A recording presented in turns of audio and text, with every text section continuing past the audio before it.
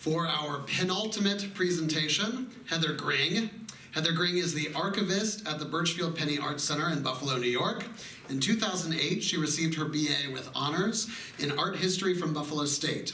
In 2013, she received dual master's degrees from the University of British Columbia in Library and Information Science and Archival Studies. Since returning to Buffalo, she has been active in both preserving and making accessible the rich artistic history of Western New York, as well as facilitating the creation of new artworks and cultural experiences. Gring is one of the core organizers of the Buffalo Infringement Festival and is honored to have joined the board of Locust Street neighborhood art classes in 2016. Heather Gring.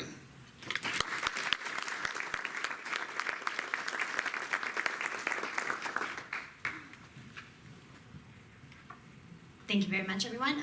So Andrew Del Monte mentioned how Wondermoth is more drawn to the extroverted types, and I live at Wondermoth, and Andrew lives at Plankton. So here to my talk. This is Molly Bethel, one of the founders of Molly Olga neighborhood art classes. Over 50 years ago, the neighborhood kids in the Fruit Belt would come over to Molly's house to draw and paint with her.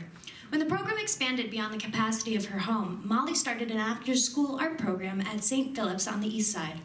In 1961, she met Olga Lowney, and the two of them created Molly Olga together. Now known as Locust Street, this has offered free art classes in painting, ceramics, photography, and more recently, animations as well. This organization focuses specifically on the Fruit Belt neighborhood and the unique needs of that neighborhood.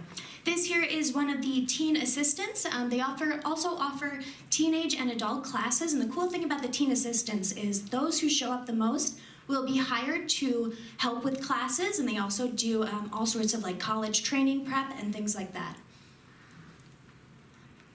This is Ken Morgan. Does anyone here know Ken Morgan? Have you ever been to an art opening in Buffalo, New York? Ken is everywhere. Ken has been photographing this city for decades. Ken is also the photography teacher at Locust Street, and he's just been a huge force in the neighborhood. He also did a photo series of houses in the Fruit Belt that had been torn down in a way that is really instrumental in documenting how this neighborhood has changed. So this is the building, well, this is a quilt of the building that many of you perhaps have seen. It is the location of Locust Street for the past 30 years. What's really amazing about this is when the original location where the neighborhood art classes was happening was torn down, it was St. Philip's Church, the neighborhood of the Fruit Belt got together to raise the funds in bars, in salons, in bakeries. The community raised the money to buy that property for $7,000 in the 1970s. This is the photo studio they had in, I believe this is the late 80s, early 90s. This is before digital photography. It was so instrumental for so many of these teens to have access to these tools and to be able to find that creative energy as well.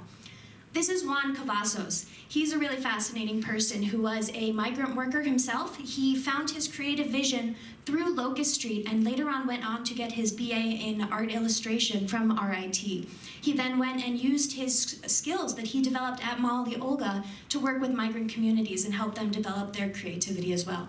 This is just a shot of what an art opening would look like at Locust Street. Every year they have their annual art exhibition, and that showcases both student and adult work. And it's really an incredible time. It's just like such good energy, and it's really community focused. And so their annual art show is coming up this June. This is an illustration, a soft pastel painting by an artist named Bridget Robinson. And so apparently at the old annual art openings, there's always a table full of cookies. And so she chose to illustrate that. And this piece is currently in the collection of the Birchfield Penny Art Center, where I work and where I learned about that component. But I think it just gives you such a good feel of what it was like. So what a lot of people don't know is that Locust Street was actually instrumental in a lot of different art installations that you might not see right away, and also very active in helping the community center itself. So this is at Juneteenth, which actually Molly Bethel's daughter, Lenore, was very active in helping Juneteenth organize and sort of get up to snuff. But one thing that Locust Street did so well is for decades at Juneteenth, they would have a photo booth for only $1. You could get a Polaroid picture, and Juneteenth happens just before Father's Day. So this was this opportunity for kids to come and get pictures taken for their dads. And Locust Street has been around so long that those kids who started getting a Polaroid for their fathers would later on come back to do photos with their kids.